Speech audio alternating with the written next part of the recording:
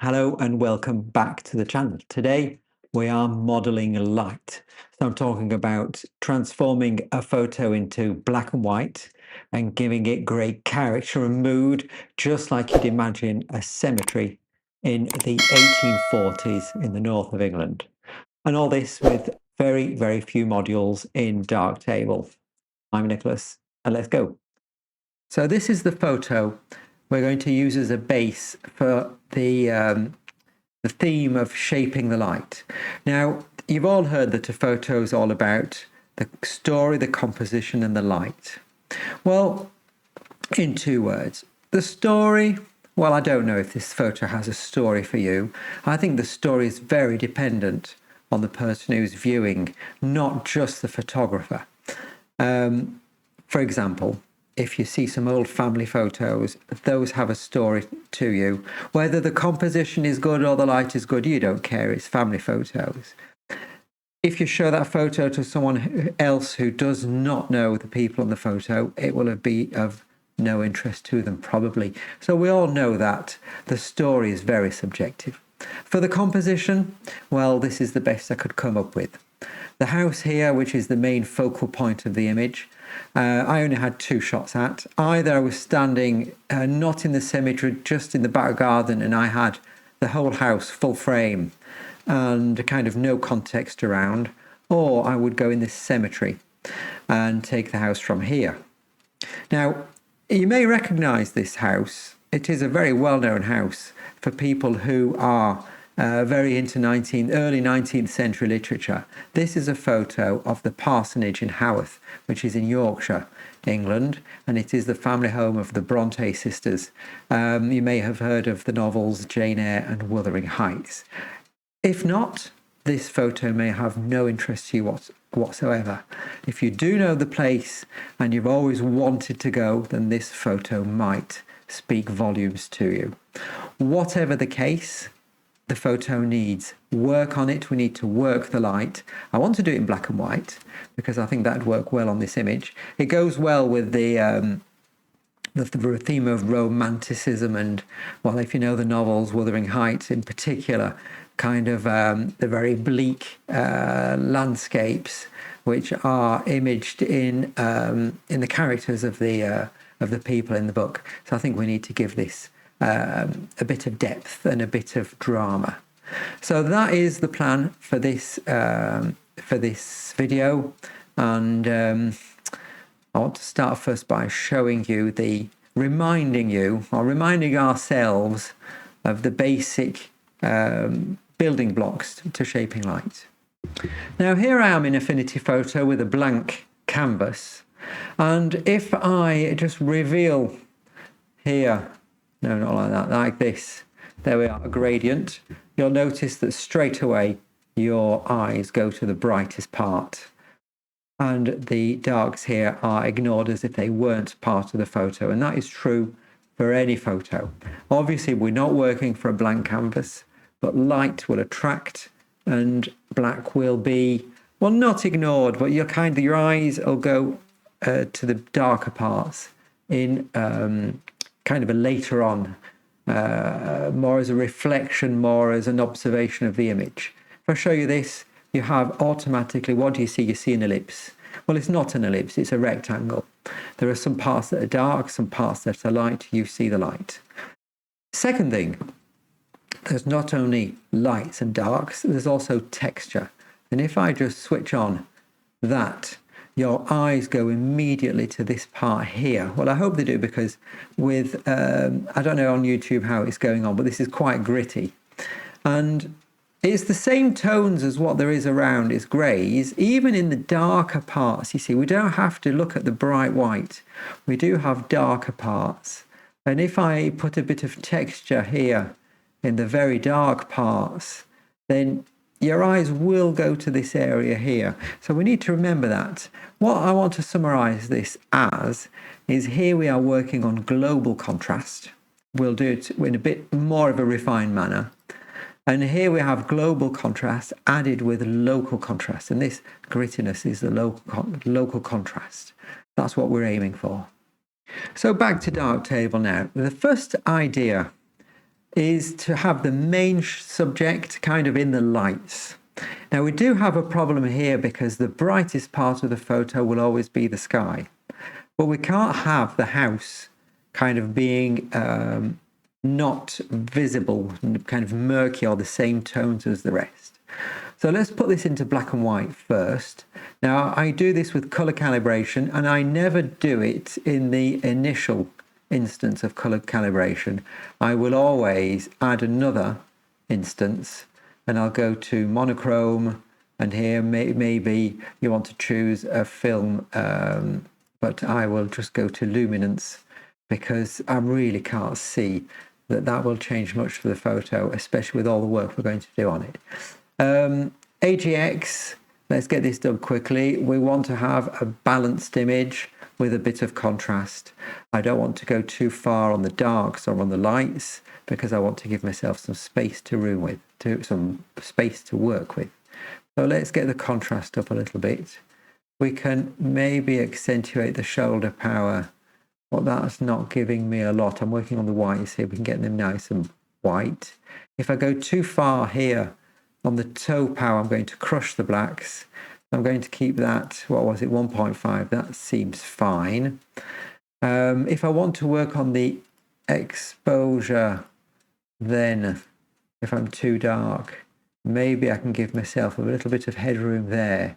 I don't mind if the whites clip too much up there, but all AGX will rein those in.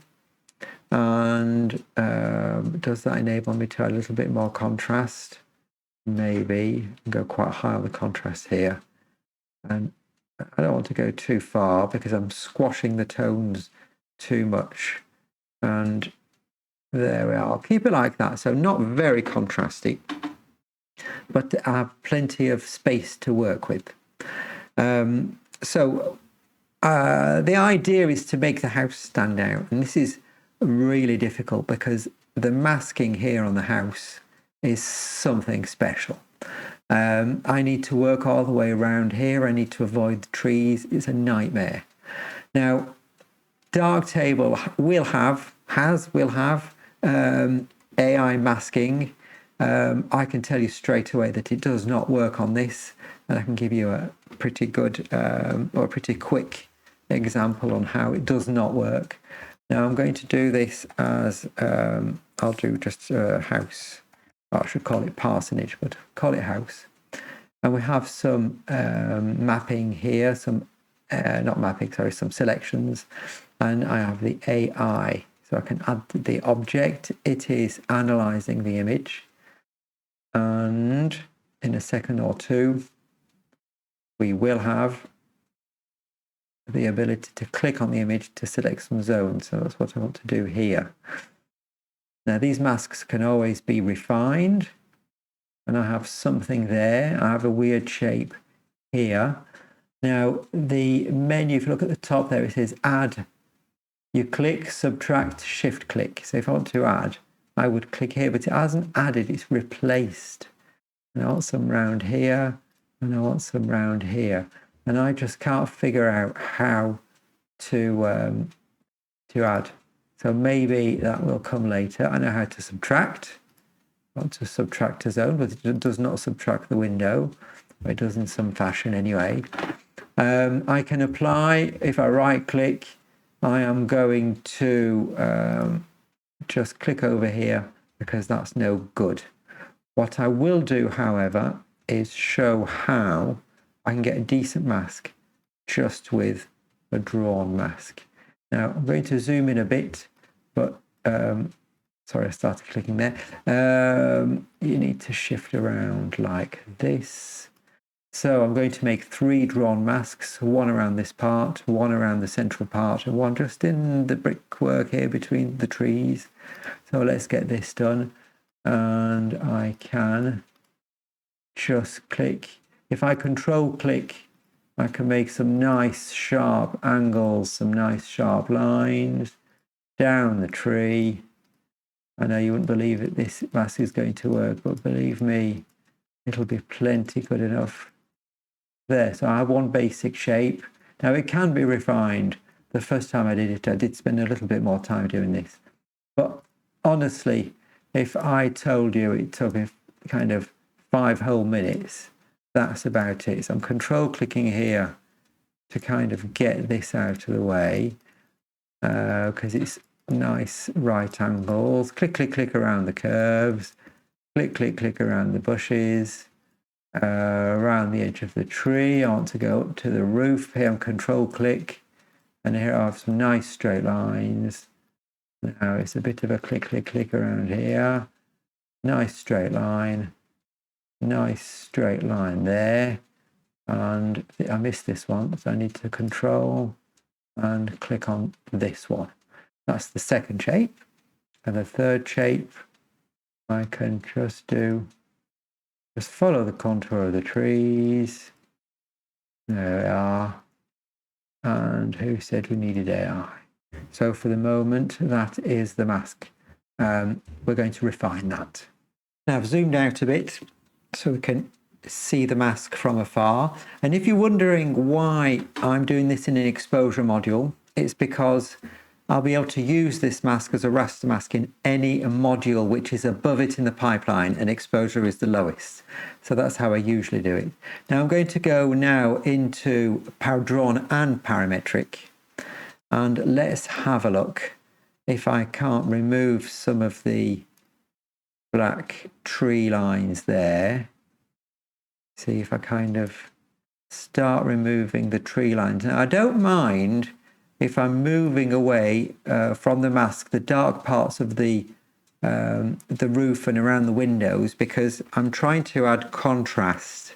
I will brighten up some parts so I can see it, but at least the mask won't be uniform, and I won't be kind of brightening these very fine tree branches and tree leaves. And darktable is wonderful at making very precise masks like that. Now for the let's look here for the chroma. Now I've removed the mask. I'm going to press on C, and normally it should work. If I go down here, it just shouldn't flash. It's because I was staying pressed on C. Sorry. Here we have the mask. Now, the trees are, if you look here, kind of very, have very high chroma on them. So if I do the mask M, I can normally refine my trees there, look. Now, I know I'm losing a bit of the house, but I'm keeping the main part of the brickwork, and that is essential. So I'm kind of going behind these trees now, and maybe in the hues is where I will be able to get rid of some of the tree trunks there and refine that. So I will get a zone here maybe and choose some of the brickwork. Maybe not. I actually did this by hand.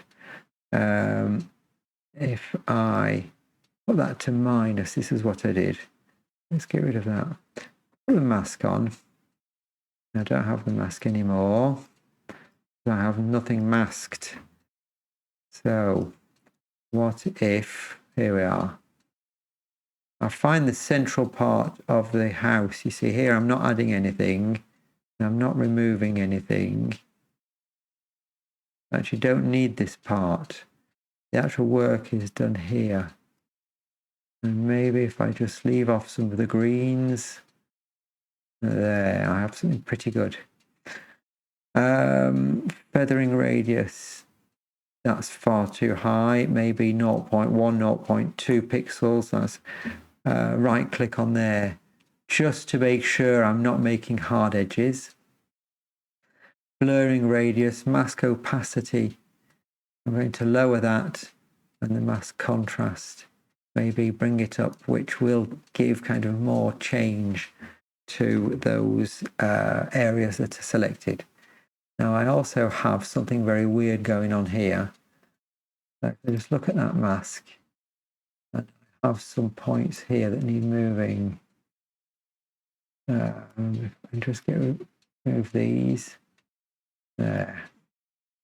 And I will change the feather a bit of these masks. I'm shift, and I am moving the mouse up a little bit click on this one.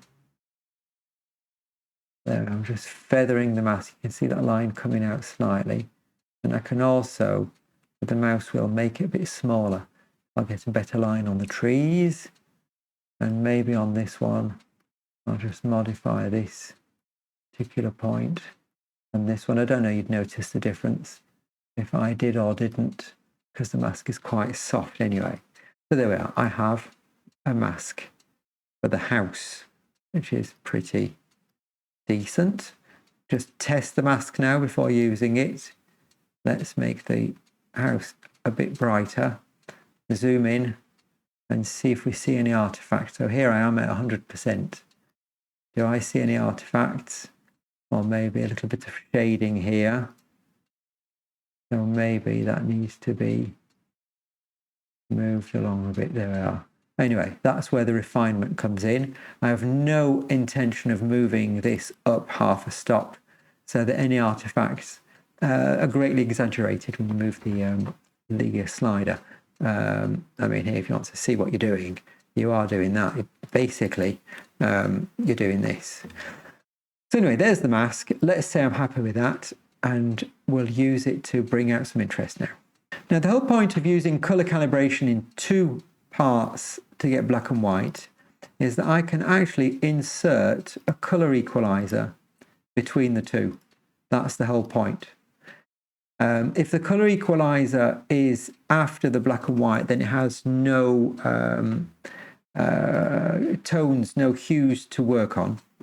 And you shouldn't have anything before color calibration because the colors are not set, the white balance isn't set. So this way, I can actually work on the color equalizer. Let's say I want to work on a hue, why not? Work on a hue and turn the greens to blue. And then when I put on the color calibration, it goes back to black and white. So this can actually have an effect, well, more in the brightness here, actually. You see, I can actually move some tones up in brightness or lower in brightness. This is the equivalent of the sliders in Lightroom or whatever, where you get, you know, the black and white, where you can modify the reds when you're in a black and white photo. This does the same. So I'm going to go on the mask here and ask for a raster mask. And the mask I'm choosing is Exposure House, and that's why I changed the name, so I know what I'm doing. So I have the same mask as the one I just made, and I just want to try and find, I think these tones are in the yellows, and the whole point, it was a lot of work making the mask, I'll give you that. I just want to brighten the house a little bit. So here we have the house before and after. And the fact that I didn't brighten the leaves here, give it some, well, that's what brings your attention to it because of the differentiation between the bright tones and the medium tones. Now let's work a little bit on the tone equalizer.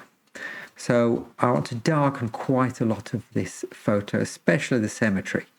Now the idea will be to have the light, kind of the viewer, seeing the symmetry. So I want these tombstones to be kind of very visible, and the eye goes up to the house. There's nothing I can do about the sky. I can darken it. I will show some ways to remove interest from the sky, keeping it pretty. That will come later. Let's work on the light here. So maybe what I could do if I had a tone equalizer. Now, the tone equalizer here, I can get the mask compensation. I do have problems using this mask here because I do find it actually makes more artifacts very often. That is probably my ignorance. Than if I just use a simple tone curve, which is what I'm going to do with this. Simple tone curve, and here we have the mask. Which is exactly a black and white image. What I want to do is I want to darken the trees against the white light, so not brighten the lights. I want to darken the dark parts of the trees to give contrast. Left and right in the sky. Maybe these buildings here to these edges. We'll look out for the bottom of the photo after. We can't do everything at once. So maybe I want to use a gradient, and I can soften the edges of the gradient. I will use the M button. So here I'm on the shift key. I don't want to go too much on the house. I can avoid that. I can add another kind of somewhere around here, and these two will be added together. So here I've got the houses. If I want to get the top, I can bend these gradients with the Command or Control key, and I'm also getting more of the bottom of the photo. So here we're making kind of a tunnel effect, and I just want to affect, if I go onto the JZ, I want to just affect the darker parts of the image. So if I get a bit of a radius there, some of the leaves I don't want to, because I don't want to go from direct black to direct white, because that is very contrasty and the eye will go there. So we need to keep soft contrast in the sky, which is why I'll put some feathering here. I'll press on M, get rid of that, and maybe just, you see, darken some of the tones there. So what do we have? We have before and after. So I'm actually removing detail in the branches there, because detail will attract attention. And I can do something very similar. So I'm going to put tone equalizer control. I'll put trees top, left and right. I know what I've done. In a new instance where I will put control, press here, and I'll do symmetry. Symmetry.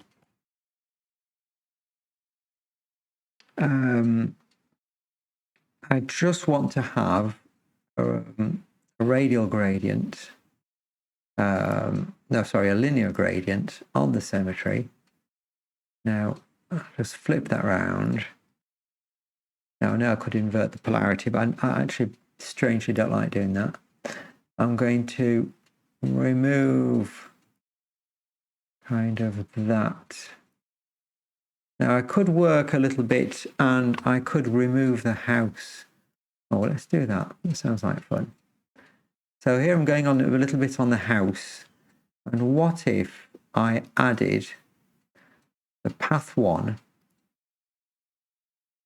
and I added the path 2 and I added path 3. Now maybe I should rename these, but path 1, path 2, path 3, and I want to, let's say, I want to remove those from the gradients. I'll go into Mask Manager, Tone Equalizer Symmetry, and path 1, I'll click on that, and I never know.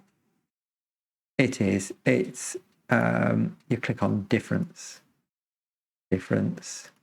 and difference. So that will remove the mask from the gradient. So the darkness will be maybe a bit abrupt here. I'm not sure it's a very good idea, but I really wanted to show that again. But I can soft and blur the edges a little bit so that I have kind of a transition that's not too bad. Is it me or did that mask move? It looks as if the masks moved on the drawing. When I do M, they didn't. Oh, I don't know. I'll leave it like that. Never mind. So here we're going to have, we will do we'll click on no here so that we have a simple tone curve. Let's get the mask exposure, and I want to darken the darks. I want to darken the darks there gradually, more at the bottom than at the top. That's too much. And if I add a little bit of brightness here, you see I'm adding contrast, and I can actually darken those. So what I've actually done here is I've added contrast. I've darkened and I've added contrast. Now I'll need to darken these places a little bit too on the sides, because this tombstone is attracting attention, whereas I'd like these two here.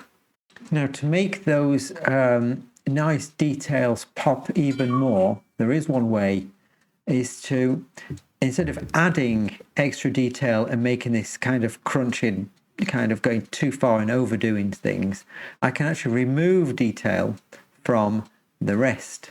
And we have an interesting preset in diffuse and sharpen.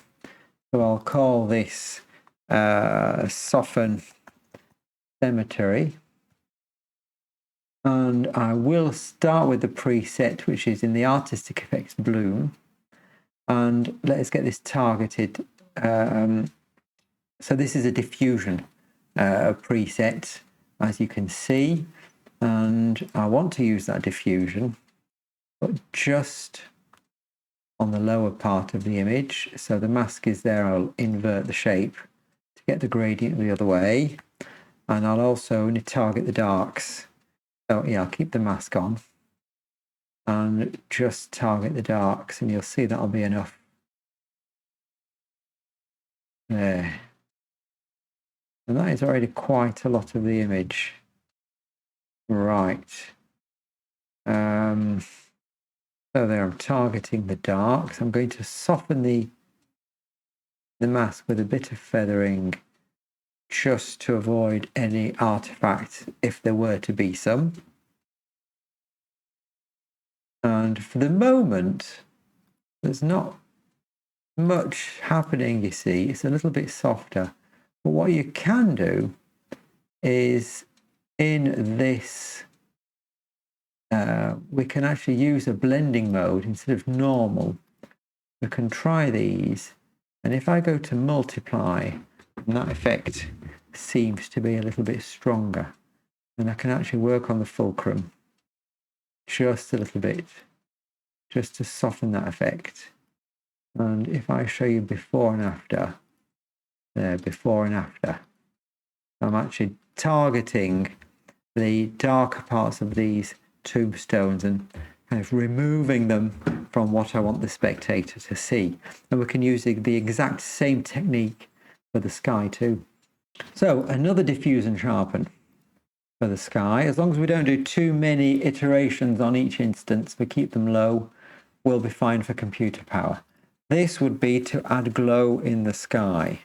And you'll see that that will remove the attention from the sky, which is very contrasty for the moment.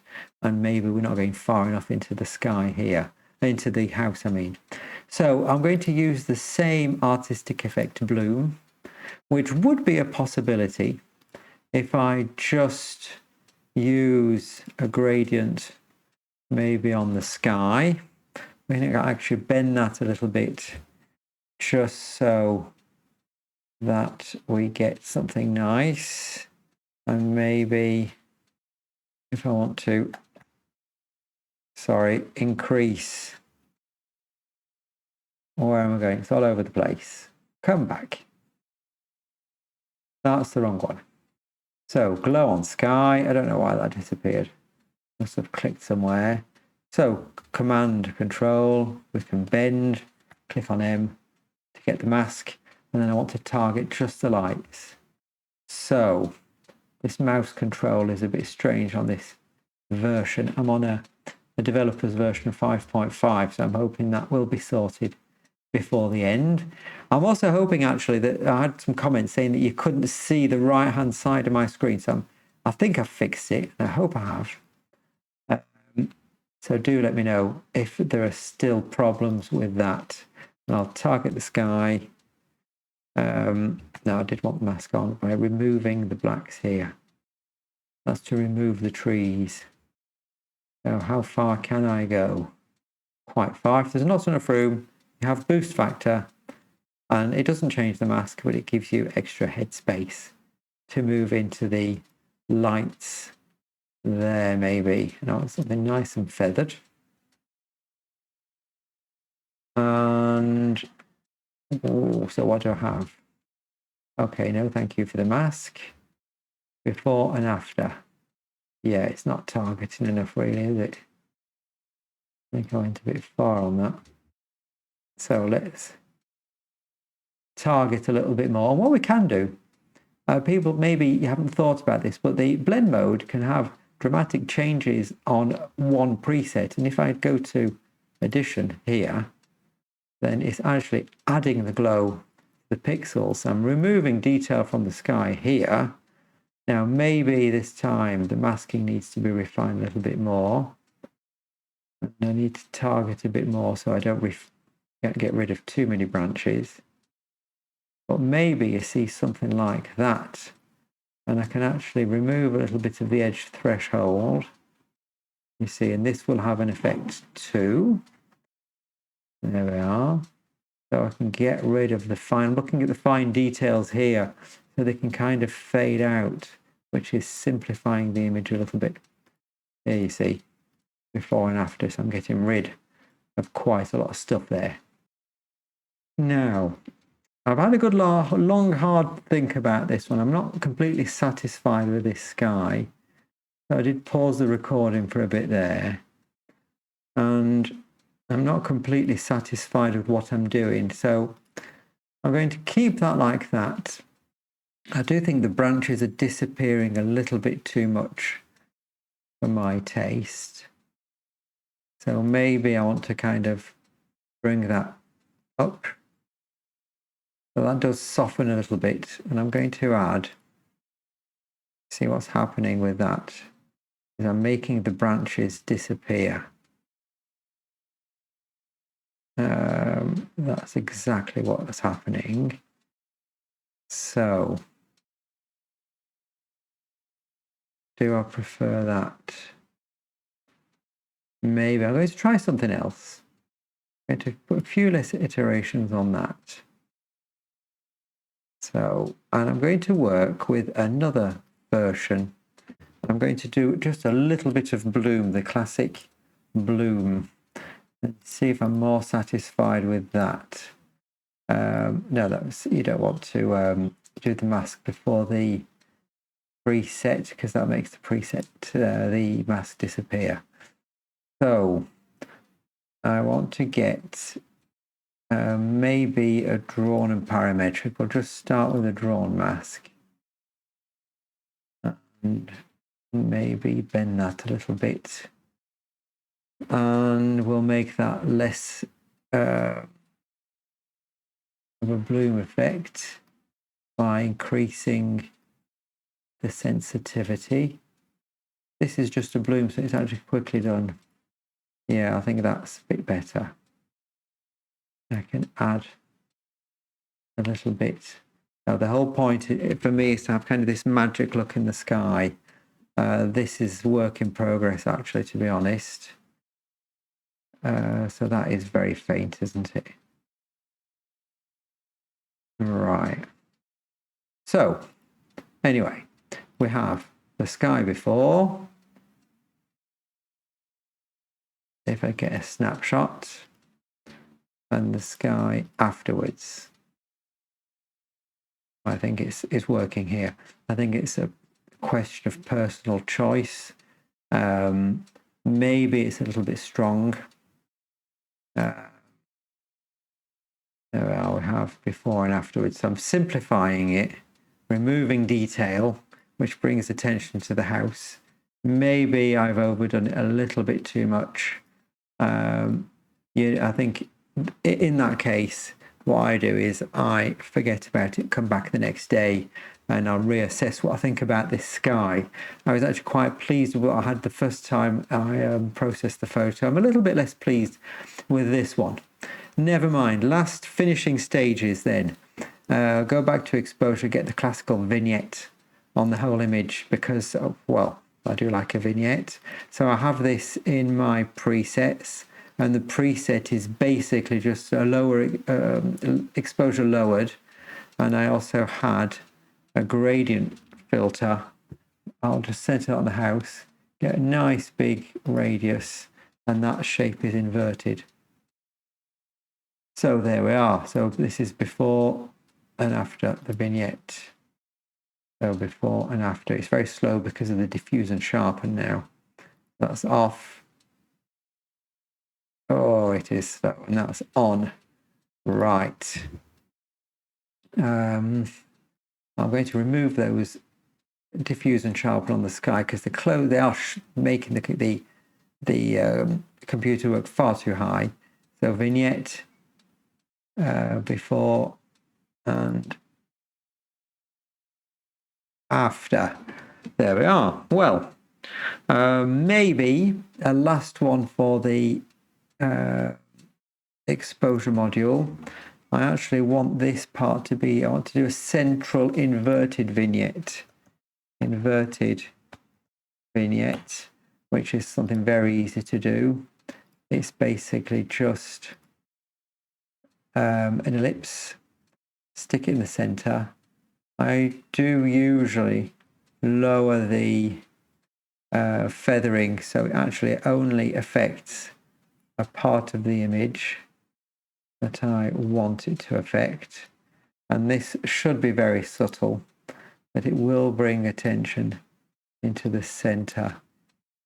There are just by, okay, it's a bit slow, the reactions are slow. It's the diffusion and sharpen module kicking in, and there we have, and I can switch on the last two. What did we have? Glow. I had all these diffuse and sharpen that I switched off that I will get on again. There we are, and that's the final image. Let's have a look at the before and after and see kind of an overview of what we've done. So I've taken a snapshot of this image and I have removed all the modules here on the right where I've actually shaped the light in this image. So now I can reveal what the photo was at the beginning. So that is just a plain black and white conversion. And this is the work we did together to get the lights shaped. Light shaping light, contrast and global contrast only. I hope you've learned something. I hope it gives you inspiration to give it a go on your own photos, and I'll see you soon. Bye-bye.